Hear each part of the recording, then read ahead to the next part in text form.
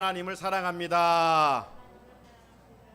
하나님 앞에서 나는 존귀한 자입니다.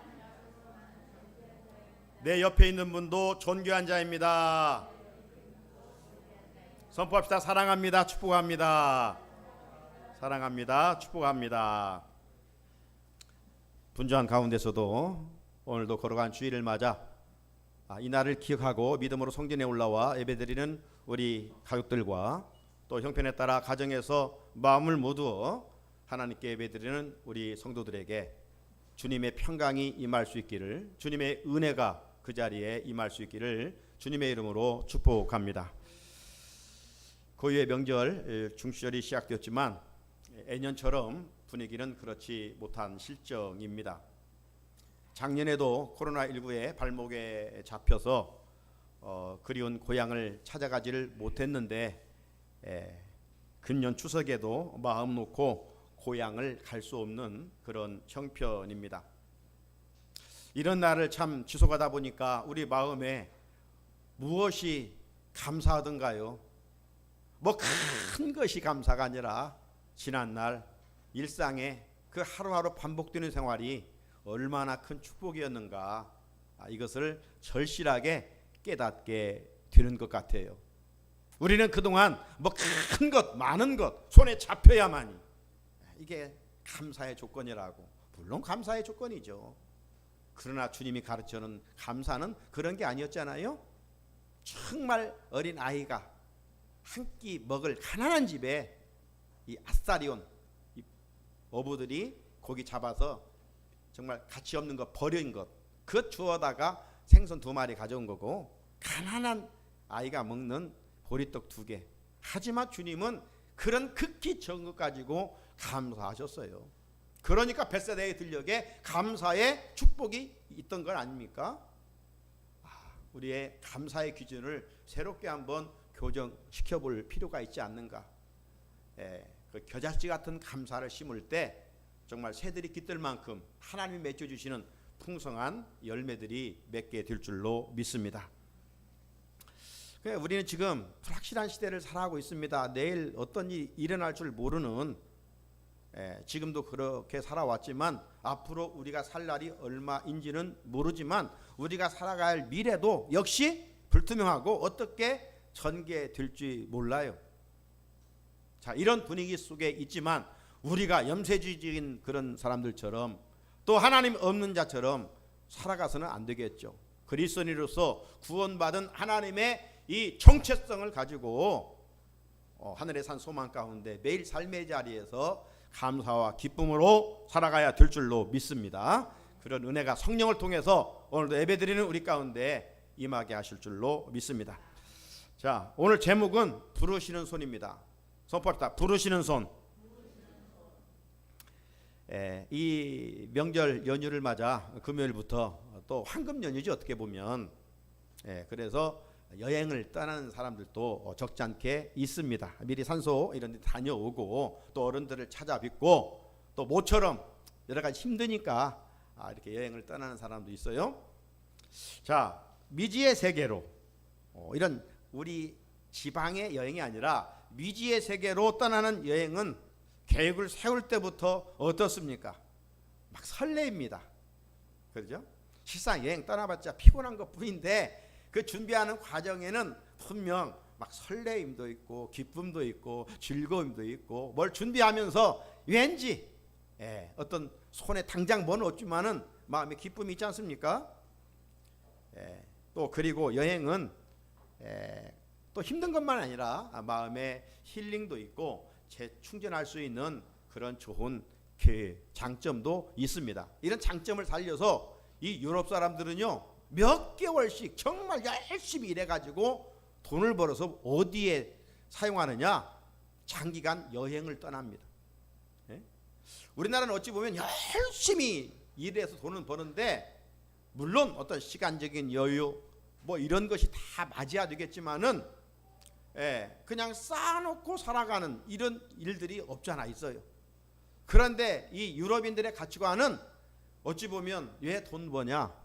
여행을 하기 위해서 그들은 땀 흘리는 수고를 한다고 하지 않습니까? 자, 그런데 2000년 전 이 바울의 여행의 목표는 달랐습니다. 어떤 이 엔조이에 즐기는 어떤 세상 가치관의 여행이 아니었기 때문입니다. 바울 사도의 이 선교 여행은 복음의 불모지를 찾아가서 예수의 생명을 심어주고 예수를 전해주는 그러한 여행이었기 때문입니다. 그래서 그는 가는 곳마다 환영을 받는 것이 아니라 푸대접을 받고 비난을 받고 조롱을 받고 고난을 받고 환난을 받아야만 했습니다. 그런 연속이었습니다. 바울이 실상 자기 자랑하지 않는데 하도 유대 율법주의자들이 무시하니까 고린도후서 11장에 보게 되면 자기가 복음을 전하면서 당한 고난의 흔적들을 좀 열거하고 있는 내용들이 있습니다. 23절 28절 상당히 길게 기록되어 있는데 그 내용을 요약해 보면 이런 거예요. 내가 예수님을 전하면서 옥에 갇히기도 했다. 내가 예수를 전하면서 정말 수없이 매를 맞아 죽을 위기에 처했었다. 3번 태장으로 맞고 당시에는 40대 때리면 사람이 죽는다고 생각을 했거든요. 그런데 바울은 이 40에 감한 39번의 매를 5번이나 맞았어요. 이게 죽으라고 때린 것이죠. 돌로 맞고요. 3번 파선하고 일주일의 깊은 바다에 처했던 적도 있었습니다. 바울은 선교 여행을 하면서 강의 위험, 강도의 위험, 동족의 위험을 당했습니다. 바울은 선교 여행을 하면서 이방인의 위험, 시내의 위험, 광야의 위험, 바다의 위험, 거짓 형제들의 위험을 당해야만 했습니다. 또 그는 고백합니다. 선교 여행을 하면서 바울은 수고하고 애쓰고 자지 못하고 줄이며 목마르고 굶고 추웠고 헐벗었다고 고백을 하고 있습니다. 이런 육체적인 고난 위에 사도 바울의 늘 마음에 짓눌리는 무거운 것이 있었는데 그것은 복음을 전하여 세워진 교회와 성도들에 대한 고상한 염려였습니다. 여러분이 어떤 이 묘목을 심어놓고 밤새 막 비가 오고 바람이 불면 어떻습니까? 편안히 잘 수 있습니까? 아이고 쓰러질까봐 염려되잖아요. 그리고 막 밝으면 당장 가서 다시 쥐떼를 세워줘서 잘 자라갈 수 있도록 이렇게 일을 하는 것처럼 바울의 거룩한 묘목은 복음을 전하여 정말 새싹처럼 자란 성도들이었습니다. 이런 성도들이 그 이방 문화에 또 휩쓸려 쓰러지지는 않을까, 이런 고상한 염려가 바울에게는 늘 짓눌려 있었어요. 여러분은 어떤 염려 속에 지금 살아가고 있습니까? 세상 염려는 근심과 세상 염려 근심은 우리 뼈를 마르게 한다고 그랬어요. 그러나 사람을 살리는 염려는 나도 유익하게 하고 상대방도 유익을 가져다 준다라고 성경은 말씀하고 있지 않습니까? 여러분, 역사는 BC와 AD로 나눠지는 것처럼 이 사도 바울의 인생도 보면 BC와 AD가 분명해요. 그가 예수 믿기 전에 있었고 예수를 믿는 삶이 있잖아요. 사도 바울이 율법주의자였을 때 그는 어떻게 살았습니까? 사울이라는 이름을 가지고 큰 자라는 이름 뜻이죠. 이때는 정말 예수 믿는 사람들 어디에 있는가 찾아다니면서 잡아서 옥에 가두고 죽이는 일에 앞장섰던 사람이 사울입니다. 그런데 이 사울이 다메섹 도상에서 부활하신 예수를 만난 뒤로는 180도 달라졌어요. 이제까지는 예수 때문에 예수 믿는 사람들을 잡아 핍박했다면 이제는 예수님 때문에 가는 곳마다 핍박을 받는 이런 선봉자가 됐어요. 그래가지고 바울은 동족에 의해서 고난을 받을 뿐만 아니라 이방 땅에 가서 복음을 전하면서 정말 말할 수 없는 고난을 받았습니다. 여러분, 즐거운 일이야 또 즐거우니까 한다고 하지만 힘든 일, 어려운 일, 참 막 아픈 일은 어떻습니까? 누가 해주기 바라고 그냥 멈추고 싶고 중단하고 싶은 것이 솔직한 인간의 마음 아닙니까? 바울이 천사입니까? 아무리 예수를 만났지만 그래 바울도 이 1차 선교를 해보니까 너무 힘든 거예요. 가는 곳도 누가 대접하는 곳 없고 잡아 죽이려고만 하니까. 그런데도 바울은 중단할 수가 없었던 것입니다. 1차로 끝낼 수가 없었던 것입니다. 왜냐하면 바울의 최고의 가치는 죽어가는 영혼을 살리는 일이었기 때문에, 한 생명의 가치가 온천하보다도 귀한 것을 바울은 알았기 때문에 그 일마저 그 일을 포기할 수가 없었던 것이죠. 그래서 그는 로마까지 가게 되었고 그곳에 가서 부활하신 예수 그리스도를 전하다가 마침내 순교의 제물로 하나님 앞에 드려지게 된 것을 볼 수가 있습니다. 이 바울의 이 선교 이 출발점을 보게 되면 이 수리아 안디옥, 이제 알렉산드리아, 아테나, 이 안디옥, 이게 이제 당시 로마의 그 시대 상황 속에서 가장 이 큰 도시였습니다. 3대 도시. 그런데 이 수리아 안디옥 교회로부터 이방인의 처음 세워진 교회이죠. 그곳에서 성령의 인도함을 따라 바울과 바나바가 안수를 받고 선교사로 파송하게 됩니다. 그래서 파송받아서 이 소아시아 지역을 이제 여러 날을 걸쳐서 육지로 또 배를 타면서 섬을 찾아다니면서 복음을 전하지요. 그러다가 이제 1차를 마치고 다시 선교의 기점이요 본부였던 안디옥교로 돌아옵니다. 이제 거기에서 이제 돌아와서 재충전하고 다시금 영혼 사랑이 불타 첫 번째 동역자였던 바나바와 같이 2차 전도 여행을 출발하려고 하죠.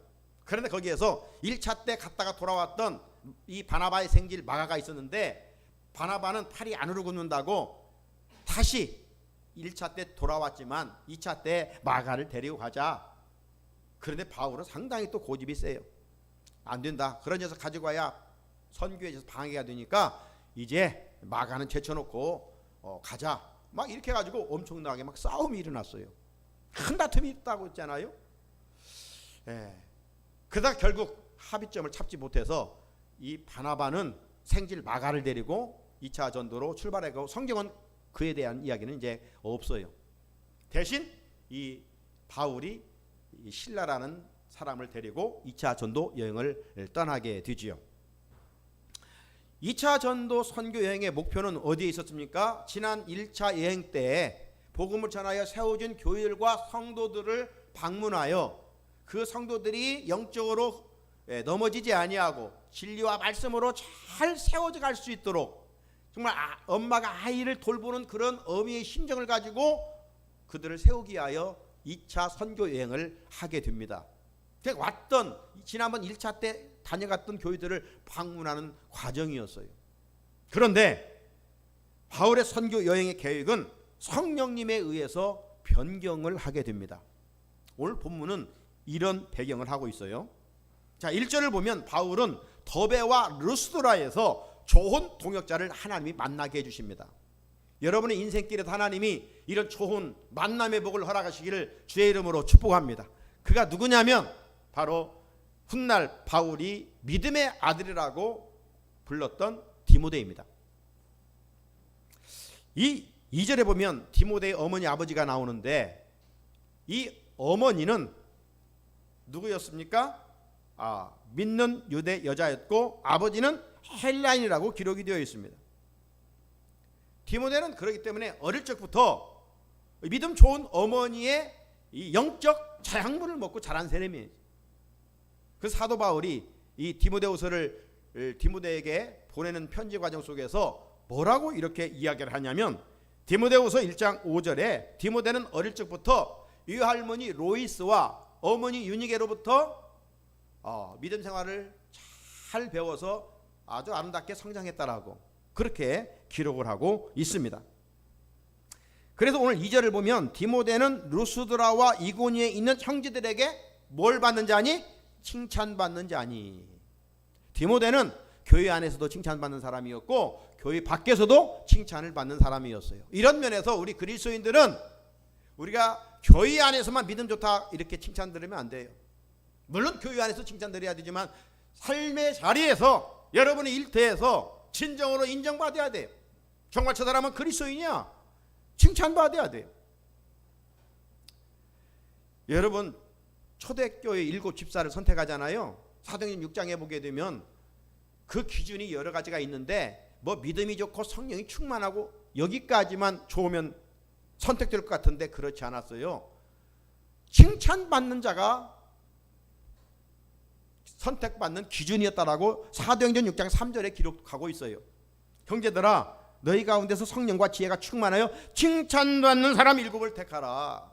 칭찬받는 사람 7을 택하라. 한국교회 문제는 뭐냐면 교회 안에서는 믿음이 좋다고 칭찬받는 사람들이 많아요. 그런데 세상에 나가서는 지탄받는 사람들이 또 없잖아 있어요.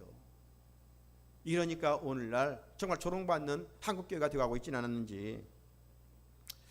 고린도후서 8장 18절에도 보게 되면 이 바울의 선교를 도왔던 디도라는 사람이 있는데 그 디도에 대해서 이렇게 말합니다. 또 그와 함께 그 형제를 보내었으니 이 사람은 복음으로서 모든 교회에서 칭찬을 받은 자요. 칭찬을 받은 자요. 여러분, 성도는 교회 안에서도 칭찬받고 세상에서도 세상에서 성도답게 살아감으로 말미암아 불신자들로부터 칭찬을 받아야 됩니다. 여러분, 교회 안에서 칭찬받으려면 교회만 그냥 왔다 갔다 하면 칭찬받겠습니까? 어떻게 해야 칭찬받겠어요? 교회 공동체에 덕을 세워야 되죠. 말 한마디라도 덕을 세워야지 교회를 허무는 자가 되면 안 되죠. 때로는 주인의식을 가지고 섬기고 때로는 종의 의식을 가지고 힘들고 어려운 일을 해야 칭찬받죠. 세상에서는 어떻게 해야 칭찬받습니까? 착한 일, 선한 일에 적극적이어야 되죠.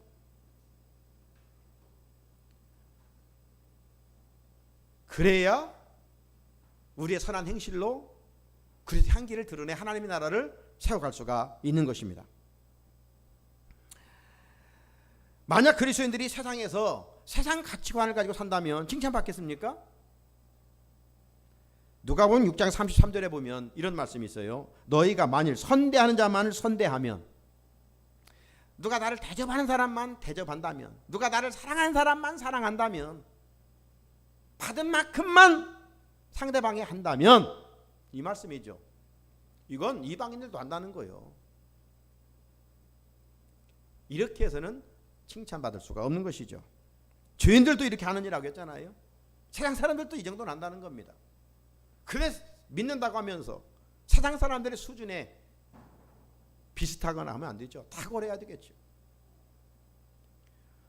어디에서 무엇을 하든지 착한 행실로 사람들로부터 칭찬받아 주님의 영광을 드러내는 우리 성산의 성도들이 되시기를 주님의 이름으로 축복합니다. 하나님의 은혜로 바울은 디모데를 만나 선교 여행을 함께 합니다. 3절을 보면 본격적인 선교에 앞서 바울은 디모데를 데려다가 의도적으로 할례를 받게 합니다. 할례가 구원의 조건도 아닌데 왜 바울은 디모데로 하여금 할례를 의도적으로 받게 했을까요? 유대인 선교를 위해서, 동족 구원을 위해서였습니다. 당시 보수적인 유대인들은 예수를 믿으면서도 그래도 할례는 하나님의 선민으로서 받아야 하지 않는가? 구원의 조건은 아닐지라도 우리가 율법을 행함으로써 우리가 하나님의 이 선민의식을 가져야 되니까 그래도 할례를 받아야 하지 않느냐, 막 이렇게 주장하고 한다면 또 교회를 혼란하게 할 이런 염려를 바울은 느꼈던 것이죠. 그래서 유대인 입장에서 유대인들을 이 선교할 때 어떤 눈높이 교육을 하는 것처럼 이제 어떤 트집 잡는 일을 하지 못하도록 디모데로 하여금 할례를 받게 했던 것입니다. 다른 말로 표현해보면 복음을 전하는 장애물을 처음부터 그냥 차단시켜버린 거예요. 바울은 이 정도로 한 명이라도 더 구원하려고 하는 영혼 구원의 열정이 있었습니다. 이런 면에서 우리 그리스도인들도 정말 영혼 구원의 열정이 우리 안에 불타올라야 돼요. 이제 명절을 맞아 또 자유롭게 많이 모이지는 못하지만 일가 친척을 만나게 됩니다. 전화로 안부를 묻게 됩니다. 단순히 어떤 인간적인 육신의 만남으로 끝나지 말고 이런 기회일수록 정말 진지하게 한 번쯤 사랑한다면, 천국과 지옥이 있다면, 내가 그걸 믿는다면 아직도 방황하고 있는 그들에게 내가 하나님을 믿어보니까 참 좋아, 내가 예수를 믿어보니까 너무 좋아, 요즘 힘든데 내가 믿는 하나님이 있기 때문에 내가 살맛이 있고 든든해, 내가 꼭 전하고 싶은 말은 꼭 당신도 예수 믿으면 좋겠어. 진지하게 한 번쯤은 우리가 전해야 할 필요가 있지 않겠는가. 그러기 위해서는 내가 먼저 믿는 자로서, 성도로서 할 것과 하지 않을 것을 구별할 줄 알아야 됩니다. 뭐 세상 사람들과 같이 살면서 하면 오히려 역효과가 나죠. 너나 잘 믿어. 믿으면 너같이 될까 봐 두렵다. 이렇게 핀잔받는다면 어떻게 되겠습니까? 그래서 우리는 지혜롭게 행동해야 됩니다. 비록 내 행동이 죄는 아닐지라도 복음을 전하는 일에 방해가 된다면 절제해야 됩니다. 반대로 내 행위가 주님의 향기를 드러내는 일이라면 힘들어도 즐겁게 해야 됩니다. 믿지 않는 가족들과 모이면 설거지라도 먼저 한 번 더 해야 됩니다. 방 청소라도 먼저 더 해야 됩니다. 섬겨야 됩니다. 그게 잔잔한 보이지 않는 향기 아닐까요? 왜? 제자의 궁극적인 사명은 사람을 낚는 어부이기 때문입니다. 바울은 2차 선교 여행길에서 실라 디모데와 함께 1차 선교 여행 때 세워진 교회들을 방문하여 성도들을 격려하면서 말씀으로 굳게 세워갔습니다. 그 결과가 오늘 본문 5절에 있는데요. 이에 여러 교회가 믿음이 더 굳건해지고 수가 날마다 늘어가니라. 사도 바울의 관심은 오직 영혼 구원이었습니다. 어떻게 하면 죽어가는 영혼을 살려낼까? 어떻게 하면 지옥 가는 백성 하나님의 나라 천국으로 인도할까? 여기에 핍박을 받아도 고난을 받아도 중단할 수가 없었습니다. 왜? 세상에 이보다 더 가치 있는 일도 없고 세상에 이보다 더 보람된 일도 없었기 때문입니다. 사랑하는 성도 여러분, 여러분은 지금 무엇에 관심을 가지고 어떤 것에 열정을 가지고 지금 살아가고 있습니까? 그 열정이 복음을 전하는 일에 방해가 된다면 절제할 수 있어야 되고, 내가 힘들어도 이 일이 그리스도의 향기를 드러내는 일이라면, 사람을 살리는 일이라면 우리가 그 열정을 가지고 이어가야 되겠죠. 우리는 먼저 그런 의미에서 뭐든지 수신자가 지극 평천하라고 하잖아요. 집안을 잘 다스려야 되는 것처럼 먼저 그리스도 안에서 공동체인 우리 교회와 성도들을 관심을 가져야 됩니다. 지금 교회는 작년에 이어 지금까지 코로나19로 주일 예배를 제대로 드리지 못하고 있습니다. 이전처럼 성도들이 주일날 함께 모이지를 못하고 기관별로도 모이지 못하고 이런 상황이잖아요. 자, 이런 어려울 때에, 만나지 못할 때에 교회와 성도들을 기억하면서 안부도 한 번씩 물어주고 좋은 글도 전해주고 메시지로 이런 명절 때 한번 잘 지내라고 전해주기도 하고, 또 그들을 품고 중보 기도도 해야 되겠지요. 내 몸 하나 생각밖에 못한다면 어찌 그를 주님 안에 있는 지체라고 할 수가 있겠습니까?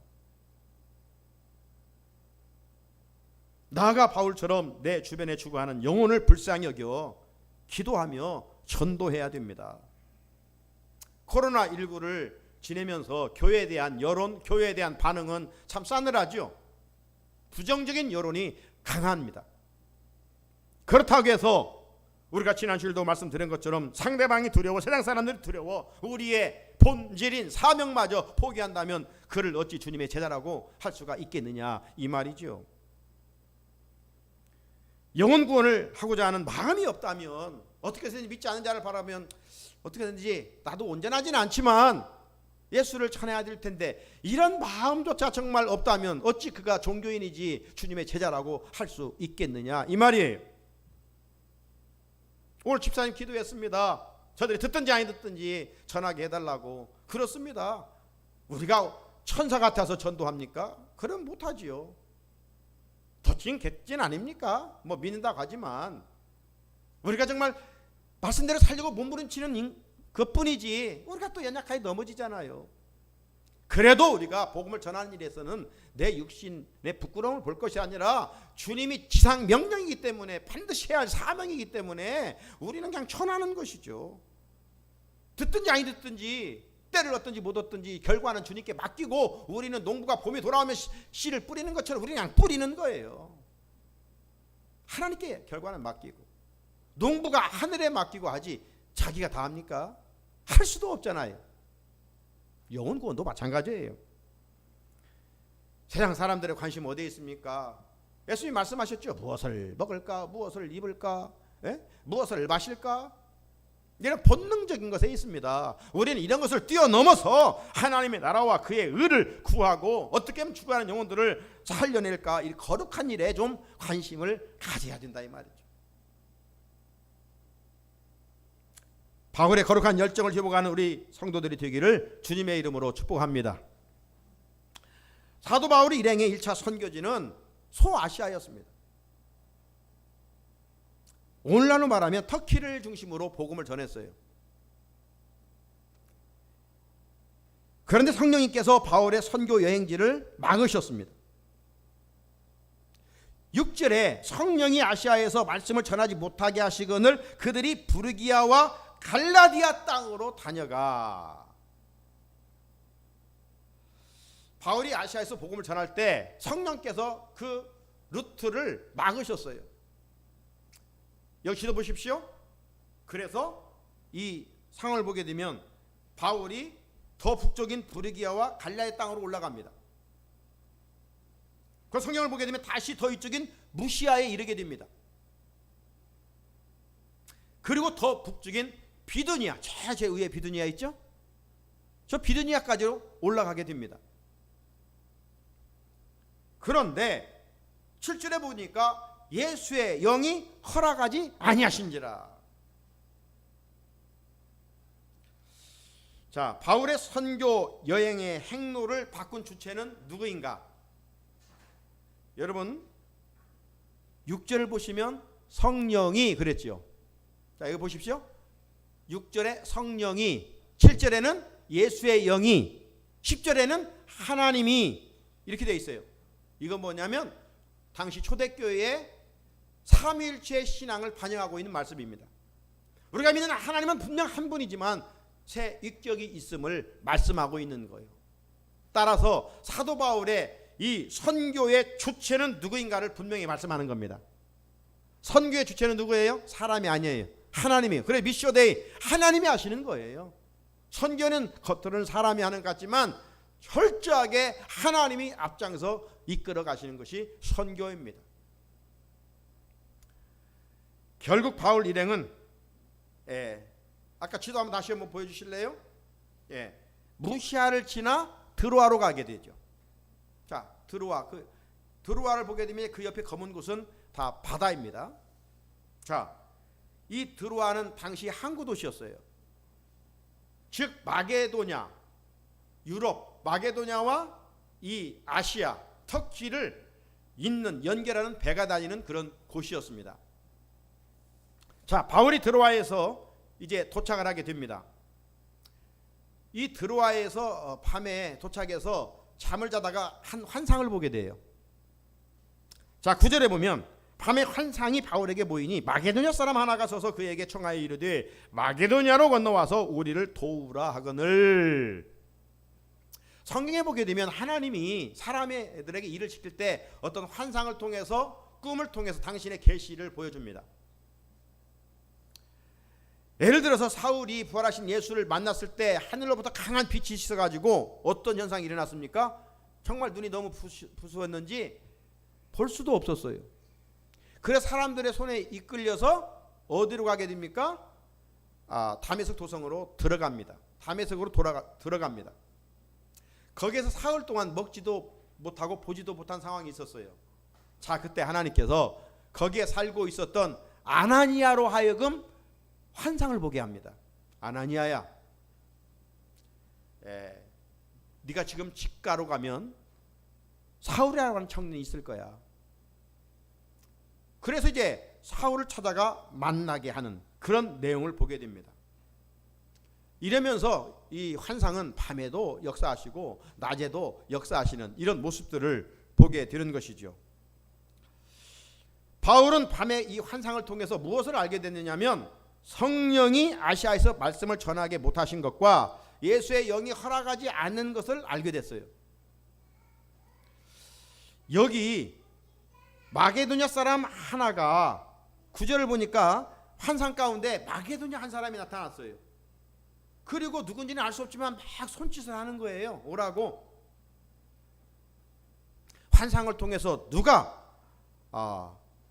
누가는 누군지를 알 수 없지만 학자들에 의하면 이 사도행전의 저자 의사 누가라고 주장을 합니다.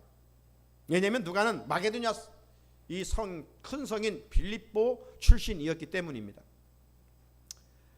환상을 통해서 누가는 바울에게 마게도냐의 복음의 필요를 전하게 되었던 것이지요. 그러나 하나님은 환상을 통한 만남을 이용하여 바울의 일행으로 하여금 마게도냐로 건너가게 하였습니다. 바울 일행이 이 드로아에서 마게도냐 가는 길은 이제 육로가 아니라 험한 바닷길이었습니다. 오늘날 지형적으로 말하면 바울은 아시아 터키에서 유럽 그리스로 가기 위해서 여기 지금 보이죠? 이 보스포러스 해협을 건너야 했습니다. 지금은 이렇게 다리를 놓아서 육로로 갈 수 있는 좋은 환경이지만 2000년 전에 이 해협은 그렇게 갈 수 있는 좋은 길이 아니었지요. 제가 가보니까 한강보다도 더 좀 넓은 그런 길이었습니다. 여러분, 바닷길이기 때문에 풍랑으로 목숨을 잃을 수도 있는 길입니다. 사도 바울은 이제까지 1차, 2차 선교행을 하면서 수많은 고난을 당했잖아요. 너무 힘든 시간을 지나야 했지 않습니까? 그렇기 때문에 바울은 하나님을 향해서 좀 이렇게 원망 아닌 원망도 해볼 수 있을까? 하나님, 선교 여행지를 바꾸려면 좀 더 양탄자를 깔아서 이제까지 제가 고난도 받았는데 좀 좋은 길로 인도하시면 얼마나 좋습니까? 네? 제 형편도 좀 하나님 헤아려 주십시오. 이제까지 정말 모진 고난 받았는데 좀 좋은 길로 인도하시지. 이제 거센 풍랑이 일어나는 정말 죽을 수 있는 위험이 도사리고 있는 바닷길로 가라니. 이게 웬 말입니까 하나님? 이러면서 원망도 해 볼 만한 것 같아요. 그런데 사도 바울은 육신을 가졌지만 그런 생각을 표현하지를 않습니다. 지그시 눈만 감으면 밤에 환상을 본 마게도냐 한 사람이 나타나서 건너와서 우리를 도우라고 자꾸 지금 부르고 있는 거예요. 얼마나 애절하게 부르고 있는지, 간절하게 부르고 있는지 그 손을 결코 외면할 수가 없어요. 자, 그렇다면 사랑하는 성도 여러분, 사도 바울이 밤에 환상을 통해 건너오라고 부르는 손이, 이 손이 누구의 손일까요? 이 손이 바로 죽음 주님의 손인 거예요. 주님의 손. 죽어가는 영혼을 살리고자 하시는 주님의 손이었어요. 주님께서 바울로 하여금 마게도냐로 건너가서 그 복음의 불모지에 복음을 전하여 죽어간 영혼을 살려내라고 하는 그러한 부름의 손이었습니다. 이런 의미에서 선교의 주체는 사람이 아니라 하나님이라는 겁니다. 하나님께서 당시 대제국 로마를 중심으로 먼저 유럽을 복음화시킨 후에 세계 복음화를 계획하셨던 것 같습니다. 그래서 주님의 분부처럼 예루살렘부터 시작된 복음은 유대와 사마리아와 땅끝까지 전해져야만 했습니다. 저는 이 설교를 준비하면서 만약 바울의 계획대로 아시아부터 복음이 전해졌다면 어떻게 됐을까? 그건 두말할 것도 없이 유럽보다도 훨씬 아시아가 문명적으로 여러 면에 발달했을 것이라고 생각을 해보게 됩니다. 왜냐하면 복음이 들어간 곳이 항상 문화가 아름답게 문명이 발달해 왔기 때문입니다. 하지만 하나님의 계획은 유럽을 먼저 복음화시키는 일이었던 것 같아요. 자, 여기서 우리가 중요한 교훈을 얻어야 됩니다. 우리들도 바울처럼 주님의 일을 하는 데 있어서 내 계획보다는 하나님의 계획에 순종해야 된다는 것입니다. 내 뜻을 앞세우기보다는 하나님의 뜻에 먼저 순종해야 됩니다. 하나님께서 명령하신 것들이 이해되지 않고 그 가는 길이 힘든 길이요, 십자가를 지는 길이지만 순종하고 가노라면 하나님께서 예배해 놓으신 놀라운 은혜와 축복이 기다리고 있다는 사실이죠. 자, 한번 10절을 같이 읽어볼까요? 한 번 더 시작. 바울이 그 환상을 보았을 때 우리가 곧 마게도냐로 떠나기를 힘쓰니 이는 하나님이 저 사람들에게 복음을 전하라고 우리를 부르신 줄로 인정함이러라. 아멘. 왜 오라고 했는가? 놀러 오라는 게 아니에요. 여행 오라는 게 아니에요. 복음을 전하라고 우리를 부르신 줄로 인정함이러라. 왜 세상에 수많은 사람들이 있는데 저와 여러분을 먼저 주님의 제자 삼아주시고 불러주셨어요? 복음을 전하라고. 가장 기쁜 굿뉴스, 복음을 전하라고 우리를 세워주셨다는 겁니다. 여기 우리라는 표현은 사도행전을 기록한 의사 누가입니다. 누가는 바울의 주치의였어요. 바울은 어떤 지병이 있었어요. 하나님의 일을 그렇게 열심히 하는데도 하나님이 너 받은 은혜가 너무 커. 그 지병 없으면 너는 교만해. 참 우리는 이해할 수 없죠. 그 정도로 선교의 열정을 가지고 살면 건강은 책임져 주셔야 되잖아요. 그런데 하나님은 3층천까지 천국까지 경험했던 바울에게 그걸 질병을 고치기 위해서 3번씩이나 간절히 간구했다고 하잖아요. 근데 하나님이 고쳐주지 않고 하시는 말씀이 네 은혜가 족하도다.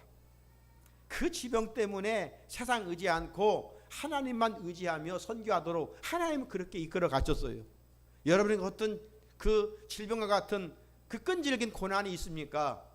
고난을 통해서 하나님의 일과 하나님의 영광을 나타내기를 열어요. 우리가 기도해야 되지, 그것만 무조건 제하여 달라고 하는 것은, 물론 우리가 육신을 가졌기 때문에 3번 기도해 볼 수는 있죠. 그러나 하나님이 나에게 주셨다면 하나님 감당할 수 있게 하시고 이런 일을 통해서 하나님의 영광을 드러나는 도구로 사용해 달라고 우리가 기도할 수 있어야 됩니다. 그러면 하나님께서 그렇게 질병이 있었지만 또 선교할 수 있도록 지치의 당시 탁월한 의사 누가를 바울 곁에 끝까지 있게 해 주셨어요. 누가는 바울 곁에서 환상 가운데 나타나 하나님이 명령하신 말씀에 대한 바울의 태도를 기억하고 있었던 것 같아요. 당시 바울의 태도는 뭡니까? 곧 마게도냐로 떠나기를 힘쓰니, 육로도 아닌 헤로로 가라고 하는데 머뭇거리지 않았다는 겁니다. 하나님이 환상을 통해서 말씀하셨을 때 누가가 바울 곁에서 이렇게 보니까 그 환상을 보고 그냥 즉시 결단하고 행동했다는 것이죠. 파도와 광풍의 위험이 있는 곳으로 그냥 가는 겁니다.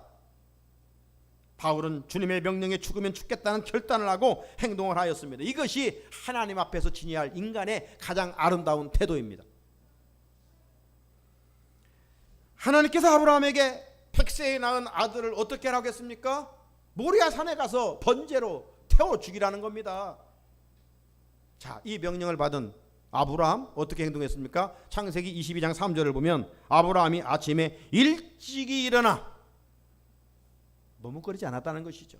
100세에 낳은 정말 눈에 넣어도 아프지 않은 아들인데 그 뭐 3일길에 왔다 갔다 하는 게 아니고 모리아산에 올라가서 어린 양처럼 태워 제물로 바치라고 하는데 이게 쉽습니까? 명령이? 그런데 벌써 믿음의 사람은 다르죠. 100세에 불가능한 가운데서 하나님이 아들을 줬다면 하나님이 번제로 받으시고 더 좋은 것을 주실 걸로 믿었기 때문에 그냥 행동하는 거예요. 예수님께서 공생의 시작을 살아가면서 갈릴리 바닷가를 거닐다가 어부 베드로, 안드레, 야곱, 요한을 만나잖아요. 그리고 그들을 이제 부르십니다. 너희들 이제 물고기 잡는 사람이 되지 마, 사람 낚는 어부가 돼. 이렇게 불렀을 때 그들의 반응이 뭡니까? 한 곳 읽어볼까요? 마태복음 4장 20절 시작. 그들이 곧 그물을 버려두고 예수를 따르니라. 아멘. 여러분, 여기 핵심 단어가 보면 곧입니다. 곧. 예? 곧 그물을 버려두고 나 따르라니까 낯선 사람이 왔습니다. 그런데 따랐다는 겁니다. 신앙은 결단과 더불어 행동을 말합니다. 결론입니다. 사랑하는 성산의 성도 여러분, 주님은 오늘도 우리를 부르시고 명령하심을 통해 즉시 순종하는지를 테스트하십니다. 주님의 명령은 우리가 결코 쉽게 순종할 수 있는 일들이 아닙니다. 생각해 보십시오. 100세에 낳은 아들을 어떻게 바칩니까? 어떻게 어부의 재산 목록 1호인 배와 그물을 버리고 주님을 따를 수 있습니까? 하나님께 조금 드리는 것도 인색할 때가 있는데, 여러분, 주님의 명령 앞에 인간적인 계산이 앞서면 머뭇거리게 되고 주저하게 되고 순종하기 쉽지 않습니다. 말씀대로 하면 손해봐야 되고 힘들기 때문입니다. 그래서 하나님의 뜻을 유면하고 내 마음대로 행동을 합니다. 그런데 그게 지혜로운 행동일까요? 하나님 말씀에 순종하지 않고 힘들다고 내 생각대로 행동하면 그게 지혜로운 행동일까요? 결코 아닙니다. 요나가 니네로 가라는 여호와의 명령을 받고 불순종한 후 자기 생각을 앞세워 다시스로 가기 위하여 요바로 내려갑니다. 요바로 내려가 보니까 웬일이에요? 다시스로 가는 배가 딱 지금 출발하려고 있습니다. 그러면 그렇지, 내 생각이 맞지, 합리화시키면서 배를 타고 가죠. 끝까지 목적지까지 평탄하게 갔습니까? 아닙니다. 예기치 않은 큰 풍랑이 일어나 자기 때문에 배 안에 있던 모든 사람들도 그 귀한 것을 다 바다에 던지고 살려고 몸부림치는, 자기 때문에 고난을 받게 된 거예요. 오늘 어찌 보면 이 땅의 문제는 그리스도인들이 바로 서지 못함으로 하나님이 지금 믿지 않는 자들까지 고난을 받게 하는지도 몰라요. 그런 의미에서 오늘 먼저 믿는 우리들의 책임이 있습니다. 진정한 축복은 내 생각대로 행동하는 것이 아니라 주님의 명령에 순종하는 것입니다. 하라는 명령에 순종하고 하지 말라는 명령에 철저히 순종하는 일입니다. 이럴 때 기도하라면 기도하고 섬기라면 섬기는 것입니다. 그때부터 전능하신 하나님의 손은 움직이십니다. 우리를 제자 삼으신 주님은 우리에게 전도와 선교의 현장으로 부르십니다. 이 본질의 명령에 순종하는 자에게 하나님의 임재가 임하십니다. 본질의 명령 충성하면 하나님께서 우리의 소원을 아름답게 열매 맺게 해 주십니다. 이 땅에서도 은혜를 주시고 다니엘 12장 3절에 있는 말씀처럼 많은 사람을 옳은 대로 인도하는 자는 하늘의 별과 같이 영원토록 빛나리라. 세상의 스타는 일시적이지만 하늘의 스타는 별처럼 영원합니다. 어떤 자에게 이런 은혜를 주신다고요? 우리의 궁극적인 사명, 사람을 살리는 일에 쓰임받는 자가. 오늘부터 시작되는 명절에 우리 일가 친척들이 믿지 않는다면 진지하게 한 번쯤 생명의 복음을 전하여 여러분의 가정과 여러분의 가문이 예수 잘 믿어 복받는 하나님의 은혜가 임하는 우리 성도들의 가정이 될 수 있기를 주님의 이름으로 축원합니다. 거룩하신 하나님 아버지, 우리를 불러주셨습니다. 우리의 사명이 무엇입니까? 교회 안에서만 맴도는 것이 아니라